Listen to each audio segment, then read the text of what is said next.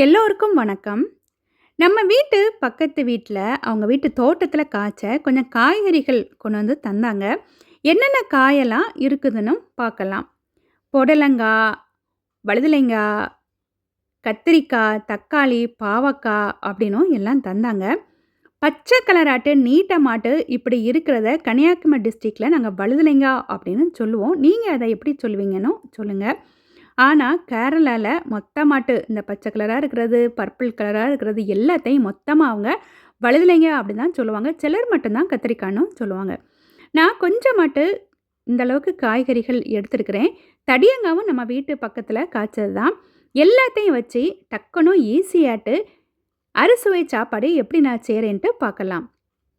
1 cup துவரம் பருப்பு, கொஞ்சமாட்டு மஞ்சள் பொடி, காயம்லாம் போட்டு வேக வச்சு அதை நல்லா கடைஞ்சிட்டு 2 கரண்டி தனியாட்டு பருப்பு குழம்பு பண்ணுறதுக்குன்னு எடுத்துட்டு, இதே குக்கரில் எப்படி சாம்பார் பண்ணலான்ட்டு பார்க்கலாம். ஒரு கத்திரிக்காய் உருண்டையாட்டு இருக்கிறத அதை வெட்டி இதில் போட்டுட்டு, தடியங்காய், தக்காளி, கொஞ்சமாட்டு பீன்ஸ், கொஞ்சம் கேரட், கொஞ்சம் முள்ளங்கி அந்த 3ம் கடையில் வாங்கினது தான். எல்லாத்தையும் இதில் போட்டு 1 டேபிள் ஸ்பூன் சாம்பார் பொடி போட்டுட்டு, தேவையான அளவு உப்பும் போட்டுட்டு, சாம்பாருக்கு தேவையான அளவுக்கு புளியும் இதில் கரைச்சி விட்டுட்டு, தண்ணி கூடுதலாக வேணும்னா நம்ம கூடுதலாட்டு விட்டுக்கலாம். இது எல்லாத்தையும் நல்லா மிக்ஸ் பண்ணிவிட்டு குக்கரை மூடி ஒரு 2 விசில் வர்றதுக்கு வச்சிடலாம். இது 2 விசில் வர்றதுக்குன்னு நம்ம குக்கரை வச்சுட்டு அடுத்து என்னென்ன சமைக்கலாம் அப்படின்னு பார்க்கலாம். வழுதலைங்காய் 2 வழுதலைங்காய் எடுத்து அதை நீட்டமாட்டு இந்த மாதிரி வெட்டி வச்சுருக்கிறேன். இன்னும் அவங்க கொடுத்த புடலங்காய், தடியங்காய் அதையும் வெட்டி வச்சுட்டு, கடையில் வாங்கின சேனக்கிழங்கு, கேரட் அதையும் எல்லாமே நீட்டமாட்டு வெட்டி வச்சுருக்கிறேன். ஒரு 5 காய் இருக்குது. இது எல்லாத்தையும் வச்சு எப்படி அவியல் பண்ணலான்ட்டு பார்க்கலாம். 2 விசில் குக்கர் வந்தோன்னா அதை தனியாக மாற்றி வச்சிடலாம். 1 டேபிள் ஸ்பூன் தேங்காய் எண்ணெய் போட்டு இந்த சேனக்கிழங்கு எல்லாத்தையும் இதில் போட்டு இதை கொஞ்சம் நம்ம வதக்கணும். இது வதக்கும் போது இந்த சேனக்கிழங்குல ஒரு டேஸ்ட் வரும்ல, அது நமக்கு கொஞ்சம் குறைஞ்சி போயிடும், அது இல்லாமல் போயிடும். அதை கொஞ்சம் வதக்கிட்டு மீதி இருக்கக்கூடிய எல்லா காயையும் இதில் மொத்தமாட்டு போட்டு, தேவையான அளவுக்கு இதில் கொஞ்சம் உப்பும் போட்டுட்டு, தண்ணி லைட்டாக இதில் தெளித்து விட்டுட்டு, இதை நல்லா இந்த மாதிரி நம்ம கிளறி விடணும். இதில் மொத்தமாக நான் ஒரு 5 காய் மட்டும்தான் போட்டிருக்கிறேன். கொஞ்சமாட்டு மஞ்சள் பொடியும் போட்டு நல்லா இதை மிக்ஸ் பண்ணிவிட்டு, இந்த கரண்டினால் நல்லா இந்த மாதிரி அமுக்கி விட்டுட்டு, நம்ம இதை மூடி வச்சு லோ ஃப்ளேமில் வேக வைக்கலாம். நார்மலாட்டு நான் அவியல்லாம் பண்ணணுன்னா குறைஞ்சது ஒரு 7, 8, 9 காயெல்லாம் போட்டு தான் பண்ணுறது. ஃபஸ்ட் டைமாட்டு 5 காயை மட்டும்தான் வச்சு அவியல் பண்ணேன். அந்த டேஸ்ட் சூப்பராட்டு இருந்துச்சு. ஒரு மசாலா நம்ம அரைக்கிறோம். ஒரு 2 கைப்பிடி தேங்காய், ஜீரகம், மஞ்சள் பொடி, 1 பச்சை மிளகாய், 5, 6 பல்லு பூண்டு, 2, 3 சின்ன வெங்காயம் எல்லாத்தையும் கொரப்பாட்டு அரைச்சிட்டு வரலாம். இது நம்ம அவியலுக்கு, பருப்பு குழம்புக்கு, துவரனுக்கு எல்லாத்துக்கும் சேர்த்து ஒரே மசாலா தான் அரைச்சி வச்சுருக்கிறேன். இது காய் நம்ம சேனக்கிழங்க கரண்டினால் லைட்டாக அமுக்கி பார்த்தா அது நல்லா வெந்திருக்கு அப்படின்னா, அந்த எல்லா காயுமே வெந்துட்டுது. எல்லாம் வெந்ததுக்கப்புறம் நம்ம அரைச்சி வச்சுருக்கோம்ல, அதுலேருந்து கொஞ்சமாட்டு இதில் போட்டு மீதி நம்ம பருப்பு குழம்பு துவரனுக்கெலாம் வச்சிடலாம். இதில் கருவேப்பிலையும் போட்டுட்டு இதை நல்லா இந்த மாதிரி மிக்ஸ் பண்ணிவிட்டு, கொஞ்சமாட்டு அதை நம்ம அமுக்கி வச்சு ஒரு 2 நிமிஷம் இதுக்கு பச்சை ஸ்மெல் போகிற அளவுக்கு அப்படியே வச்சிடலாம். ஒரு 2 நிமிஷம் கழிஞ்சதுக்கப்புறம் நமக்கு சைடில் பார்க்கும்போது தெரியும், லைட்டாக உங்களுக்கு ஒரு பபிள்ஸ் மாதிரி வரும். இனி இதில் ஒரு டேபிள் ஸ்பூன் அளவுக்கு தேங்காய் எண்ணெய் போட்டு நல்லா இந்த மாதிரி நம்ம ப்ரெஸ் பண்ணி இதை அப்படி சைடில் தூக்கி வச்சிடலாம். இனி நம்ம பருப்பு குழம்பு எப்படி பண்ணலான்ட்டு பார்க்கலாம். இந்த பருப்பு குழம்புல நம்ம அரைச்சி வச்சுருக்கோம்ல, அதில் கொஞ்சமாட்டு இதில் போட்டுட்டு, கொஞ்சமாக உப்பும் போட்டு, கொஞ்சமாட்டு தண்ணியும் எவ்வளோ நமக்கு தேவையோ அந்தளவுக்கு இதில் விட்டுட்டு, இதை நல்லா இந்த மாதிரி மிக்ஸ் பண்ணி விட்டுக்கலாம். பருப்பு குழம்பு நார்மலாகவே கன்னியாகுமரி டிஸ்ட்ரிக்டில் இந்த மாதிரி தான் பண்ணுவாங்க. கேரளாலையும் இதே மெத்தடில் தான் பண்ணுவாங்க. இனி நமக்கு இது லைட்டாக ஒரு சின்னதாக ஒரு கொதி நமக்கு வரணும். இந்தளவுக்கு நமக்கு கொதித்த உடனே நம்ம ஸ்டவ்வை ஆஃப் பண்ணிடலாம். இதுக்கு ஒரு தாளிப்பு கொடுக்கணும். கடைசியில் நம்ம கொடுக்கலாம். இனி சாம்பார் நமக்கு எப்படி இருக்குதுன்ட்டு பார்க்கலாம். இது நமக்கு காயெல்லாம் நல்லா வெந்து வந்திருக்கும். இதுக்கும் நம்ம ஒரு தாளிப்பு கொடுக்கணும். கடைசியில் கொடுத்துடலாம். இதை சைடில் எடுத்து அப்படி வச்சிடலாம். நான் எப்போதும் இந்த பச்சை பட்டாணி நான் ஃப்ரீசரில் கொஞ்சமாட்டு நான் போட்டு வச்சுருப்பேன். நம்ம ஊற வச்சு தண்ணியெல்லாம் வடிச்சிட்டு போட்டு வச்சுருப்பேன். அதை கொஞ்சமாக எடுத்து நான் வேக வச்சுருக்கிறேன். இப்போது அவங்க கொடுத்த இந்த பாவக்கால ஒரு பச்சடி பண்ணுறதுக்கு 1 டேபிள் ஸ்பூன் தேங்காய் எண்ணெய் போட்டு சின்ன சின்னதாட்டு வெட்டி வச்சுருக்கக்கூடிய பாவக்காய் போட்டு கொஞ்சம் உப்பும் போட்டு இதை நல்லா ஃப்ரை பண்ணி எடுக்கணும். இந்த பச்சை பட்டாணியும் நமக்கு நல்லா வெந்துட்டுது. இந்த அவியல் நமக்கு இப்போ கொஞ்சம் ஆறிட்டுது. அதில் கொஞ்சமாட்டு தயிர் போட்டு நல்லா மிக்ஸ் பண்ணி எடுத்தாச்சுன்னா அவியல் ரெடி. இது ரொம்ப டேஸ்டாட்டு இருக்கும். இதே மெத்தடில் நீங்கள் ஒரு 5 காய் இருந்தாலும் ட்ரை பண்ணி பாருங்கள். இதுவும் நமக்கு நல்லாட்டு ஒரு கோல்டன் ப்ரௌன் கலராட்டு வந்தோடனே அதை ஆஃப் பண்ணிடலாம். இதுக்கு ஒரு அரைப்பு தேவை. கொஞ்சமாக தேங்காய், இஞ்சி, கடுகு, ஜீரகம், தயிர், கொஞ்சம் உப்பெல்லாம் போட்டு நல்லா அரைச்சி வச்சுக்கலாம். இதை ஒரு பாத்திரத்தில் மாற்றலாம். துவரன் பண்ணுறதுக்கு நான் முட்டைக்கோசு, கேரட்டு, இந்த பச்சை பட்டாணி எல்லாமே எடுத்து வச்சுருக்கிறேன்.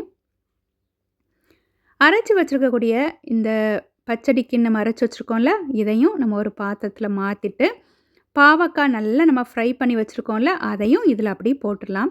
இந்த பாவக்காய் பச்சடி பிள்ளைங்களுக்கு ரொம்ப பிடிக்கும். இதில் கசப்பு அவ்வளவா இருக்காது. இந்த தயிரோடு சேரும்போது டேஸ்ட் வந்து ரொம்ப நல்லாயிருக்கும். இதே மெத்தடில் ஒரு டைம் ட்ரை பண்ணி பாருங்கள். இதுக்கு ஒரு தாளிப்பு கொடுக்கணும். இதையும் நம்ம கடைசியில் நம்ம கொடுத்துடலாம். இனி துவரன் எப்படி பண்ணலான்ட்டு பார்க்கலாம். கொஞ்சம் மட்டும் தேங்காய் எண்ணெய் போட்டு கடுகு, உளுத்தம்பருப்பு 2மே அதில் போட்டுட்டு ஒரு சின்ன வெங்காயத்தை சின்ன சின்னதாட்டு வெட்டி வச்சுருக்கிறேன். அதை போட்டு கொஞ்சம் வதக்கிட்டு முட்டைக்கோசு, கேரட், பச்சை பட்டாணி எல்லாமே இதில் போட்டுக்கலாம். நான் எப்போதும் ஃப்ரீசரில் பச்சை பட்டாணி, கொண்டக்கடலை இல்லைனா கிட்னி பீன்ஸ் ஏதாவது ஒரு 8 மணி நேரம் ஊற வச்சுட்டு நான் அது தண்ணியெல்லாம் வடிச்சிட்டு ஃப்ரீசரில் போட்டு வச்சுருப்பேன். இந்த மாதிரி அவசரங்களுக்கு எப்பாவது தேவைன்னா எடுத்துக்குவேன். இதில் கொஞ்சம் உப்பும் போட்டு கொஞ்சம் தண்ணியும் தெளித்து நல்லா மிக்ஸ் பண்ணி அப்படியே இதை மூடி வச்சு வேக வைக்கலாம். இடையிடையே இதை கிளறி விடணும். நல்லா இந்த காயெல்லாம் வெந்து தண்ணியெல்லாம் வற்றி வந்ததுக்கப்புறம் கொஞ்சம் கருவேப்பிலை போட்டுட்டு நம்ம ஆல்ரெடி நம்ம இதில் வச்சுருக்கோம்ல, அதை எல்லாமே இதில் போட்டுக்கலாம். ஒரே மசாலா அரைச்சி அவியல், பருப்பு குழம்பு, துவரன் எல்லாத்துக்குமே எடுத்துட்டேன். நல்லா மிக்ஸ் பண்ணி ஒரு 2 நிமிஷம் நம்ம அந்த ஸ்டவ்வில் வச்சு எடுத்தாச்சுன்னா துவரன் ரெடி. இப்போ இஞ்சி கிச்சடி பண்ணுறதுக்கு இஞ்சி, தயிர், கடுகு, தேங்காய், வத்தல் இது எல்லாமே நல்லா அரைச்சிட்டு வந்து ஒரு பாத்திரத்தில் மாற்றி வைக்கலாம். இனி எல்லாத்துக்கும் ஒரு தாளிப்பு கொடுக்கணும். சாம்பார் ரெடி, பருப்பு குழம்பு ரெடி, பச்சடி பாவக்காய் பச்சடி ரெடி, இஞ்சி கிச்சடியும் ரெடி. எல்லாத்துக்கும் மொத்தமாட்டு ஒரு தாளிப்பு கொடுக்கறதுக்கு 1 டேபிள் ஸ்பூன் அளவுக்கு தேங்காய் எண்ணெய் போட்டுட்டு கடுகு இந்தளவுக்கு அதில் போட்டுக்கலாம். இதில் ஒரு 4 வத்தலும் போட்டு கருவேப்பிலையும் போட்டு இது நல்லா நமக்கு பொரிஞ்ச உடனே ஃபஸ்ட்டு இந்த பாவக்காய் பச்சடி பண்ணியிருக்கோம்ல, அதில் ஒரு வத்தல், கொஞ்சமாட்டு அந்த கருவேப்பிலை, கடுகு சேர்ந்து கொஞ்சமாக எண்ணெயும் இதில் போட்டுக்கலாம். இனி அடுத்தது பருப்பு குழம்பு இருக்குல்ல, அதுலேயும் ஒரு வத்தல் எடுத்து போட்டுட்டு கொஞ்சம் கடுகு, கருவேப்பிலை, இந்த எண்ணெயெல்லாம் போட்டாச்சுன்னா அதுக்கும் தாளிப்பு கொடுத்தாச்சுது.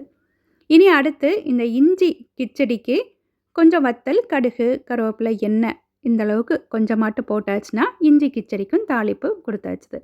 இனி கடைசியாக இருக்கக்கூடியது எல்லாத்தையும் இந்த சாம்பாரில் போட்டாச்சுன்னா சாம்பாருக்கும் தாளிப்பு கொடுத்தாச்சுது. இனி எல்லாத்தையும் நம்ம இந்த மாதிரி கொஞ்சம் கொஞ்சம் மிக்ஸ் பண்ணி விட்டுக்கலாம். நான் கொஞ்சமாட்டு பாயாசமும் பண்ணேன்.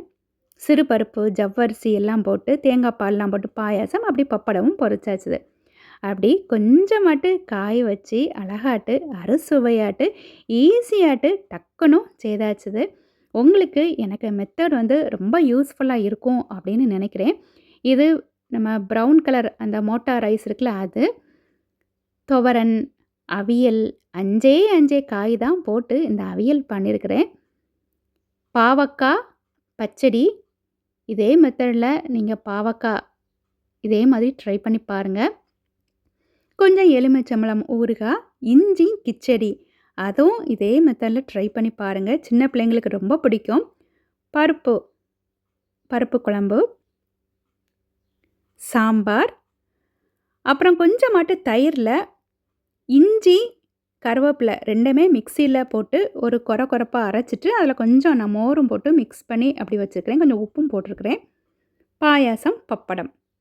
அப்படி அறுசுவை சாப்பாடு, விருந்து சாப்பாடு டக்குன்னு ஈஸி மெத்தடாட்டு செய்து வச்சாச்சுது.